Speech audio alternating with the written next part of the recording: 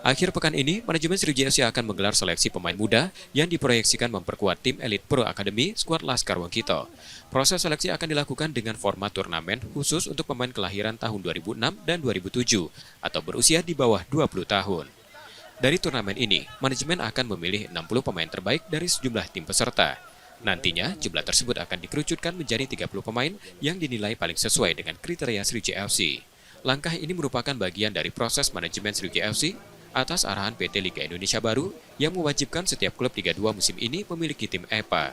Ya, makanya kita dari sekarang sudah mulai gerak cepat kan, karena sesuai porsi yang diminta oleh pihak Pelip dari pusat, PSSI pusat, dari PSSI penyelenggara liga harus memiliki di Liga 2 itu untuk sementara ini harus mempunyai EVA.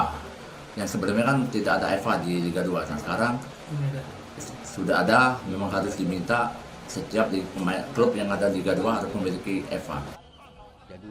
Tak hanya untuk pengembangan usia muda, manajemen Sriwijaya FC juga membuka peluang bagi pemain-pemain potensial dari EPA untuk dipromosikan ke skuad senior di masa depan. Nur Muhammad, Kompas TV, Palembang, Sumatera Selatan.